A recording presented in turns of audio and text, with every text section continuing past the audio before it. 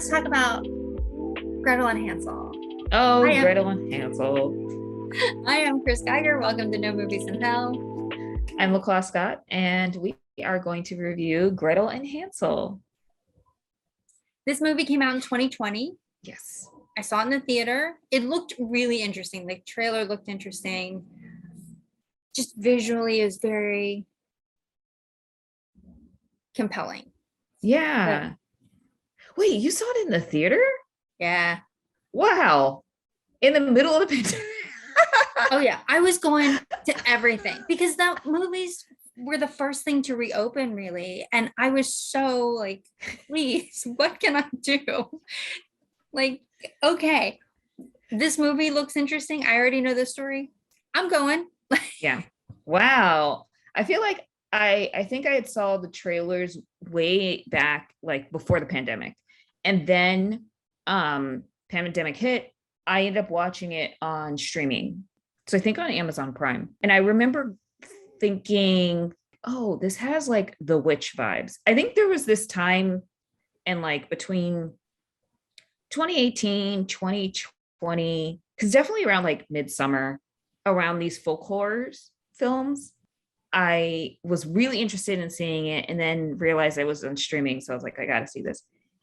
Off the bat, the grim fairy tales gets Disneyfied or gets like, the sweet end game or, story.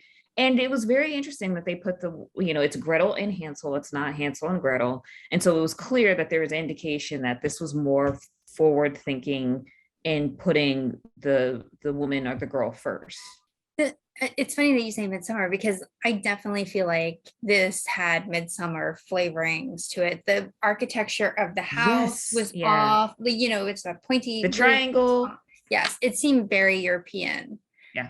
Of course. I think Gretel and Hansel is a German, like the tale. They're in the Black Forest, right? Like that's Yep.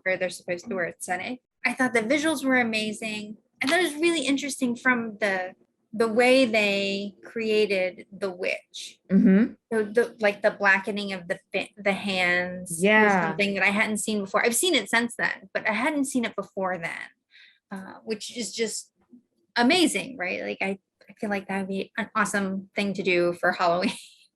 There's this woman, Michelle LeMay, who is like an artist. She's actually a defense attorney, but she's an artist and she's married to Rick Owens.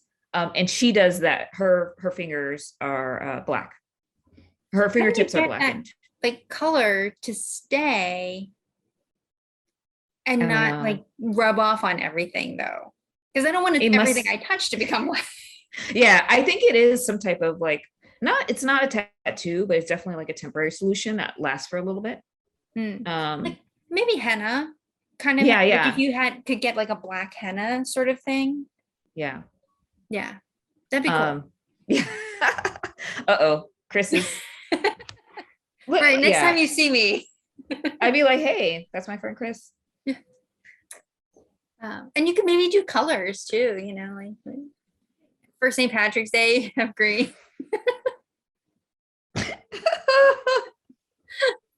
You have ombre. It's like green. Right. 4th of July, you could do like red, white, and blue. Like it's the next evolution of nail, like of nail art. Yeah, I can totally see that happening, especially as people like are working from home and they don't have to worry about the scrutiny of employers. It's like, look, I'm gonna live my life to the fullest. I'm celebrating Pride with my rainbow. Right. I digress. Yeah, that's funny. Like I do feel like people who have been working from home, like they fall into two camps.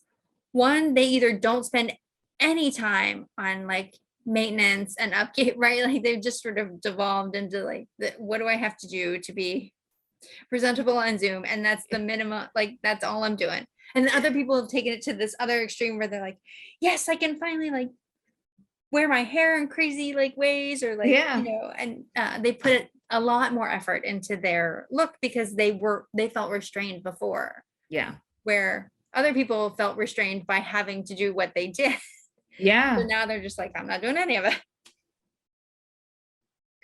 So get all witch in the Black Forest out.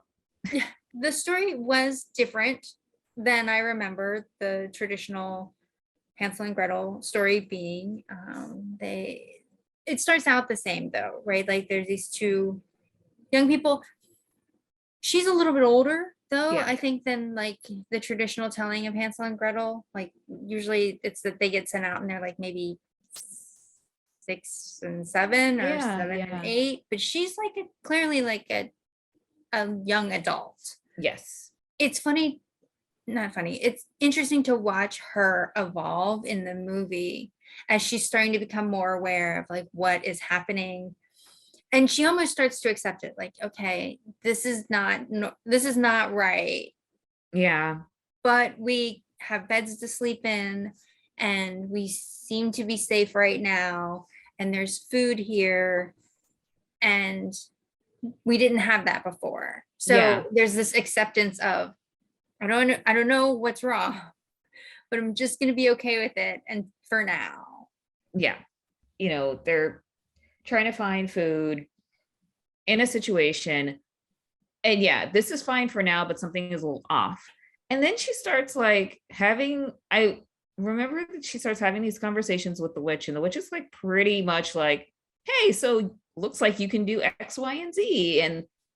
And she's kind of like buttering her up and only speaking really to her about like real things, kind of like not mentoring, but just kind of like, hey, so do you know that you could be able to do this X, Y, and Z? But at the same time, the woman is starting, or the Gretel is starting to figure out these really weird idiosyncrasies. Like, how does this woman have a bunch of food and like no animals, or like the forest is pretty much dead, or there's a playground in the front of her house but there's no kids? And so she starts to question these things to herself, because you get the inner monologue. But she's just happy that her brother's able to eat, he's able to play a little, and starts to put like a lot of these things together. Right. Like the food is always there. There's always so much of it. It's an Mm-hmm. excess of it's all perfect, right? If you look in the dictionary for like a picture of a pear, like that's the pear that's on that table.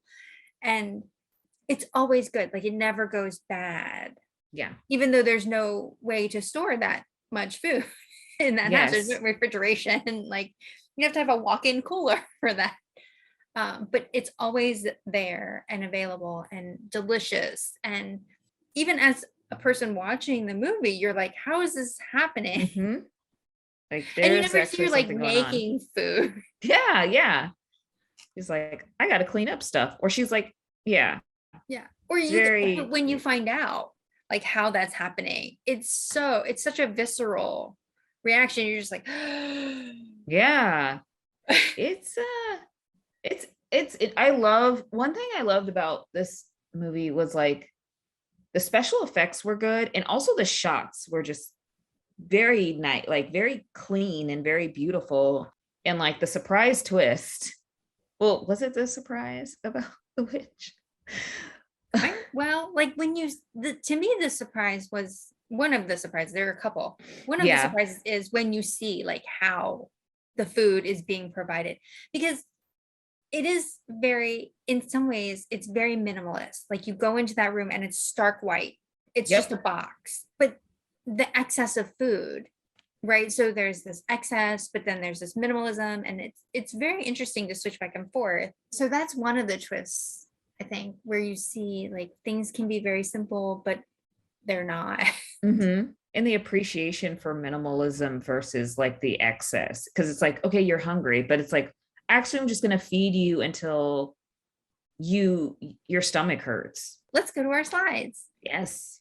We gave this pretty similar scores. Yes. I would have to say I did an average for acting, and you did a little more.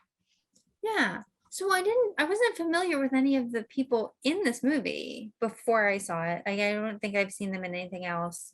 I thought they did a really good job. And I think the girl did a really good job. Mm-hmm. I Three. remember seeing her. I think she might be in the new It, Oh, in the first one. I think that's where I remember her from. okay. which is really good. That's the Skarsgård one, right? Yes. Okay. I think I didn't watch it because I thought that I'd be disturbed by it. Yeah, you probably, I mean, it was terrifying. I have to say, we saw it at 8 a.m. that week or that Saturday that it came out. And I was just like, man, I don't know if I'm gonna be able to get to sleep properly. And at 8, like it was literally the first show at Alamo because like they had put extra shows and I was just like, yeah. Right. If you feel like that, then I'm especially glad that I didn't see it. It's good though. It's good. But Yeah. it's terrifying.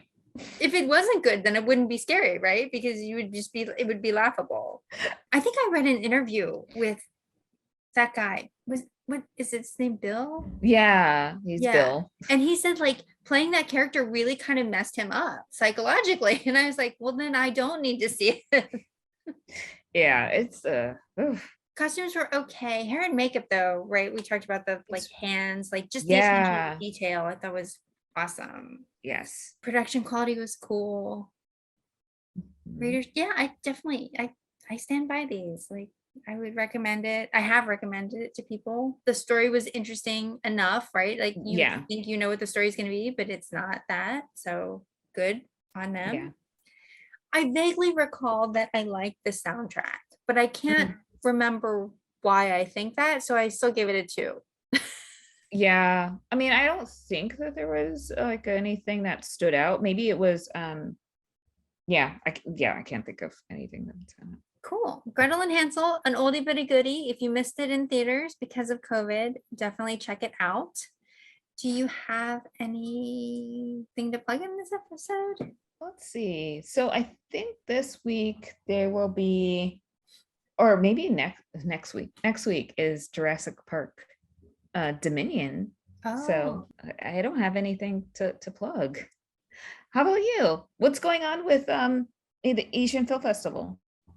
so they're working on finalizing their schedule and putting additional elements in. So they're having people come to the performance. Like the opening night movie is a Thai movie called Fast and Feel Love. And the star of the movie, one of the stars of the movie, Yaya Spurbund, is coming to the opening. Nice. And she is very popular apparently in Thailand and beyond. I hadn't heard of her, but if you look her up online, she has endorsing like 20 different things. Like she's very popular in Thailand. She's like the most popular endorser in Thailand right now. Wow. They have selected a film that is from Mongolia, which Okay. is it's the first Mongolian film they've ever had in the festival. So this 20 years have gone by and this is the 20th anniversary. So this is the first one. They're in talks with people to try to like get special guests for that as well. This summer, I feel like it took forever for summer to get here, but now it's half over. So No, no. It hasn't started yet.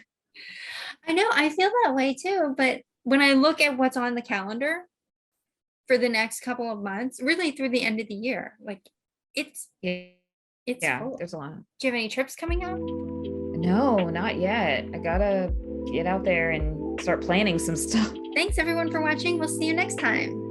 See you next time.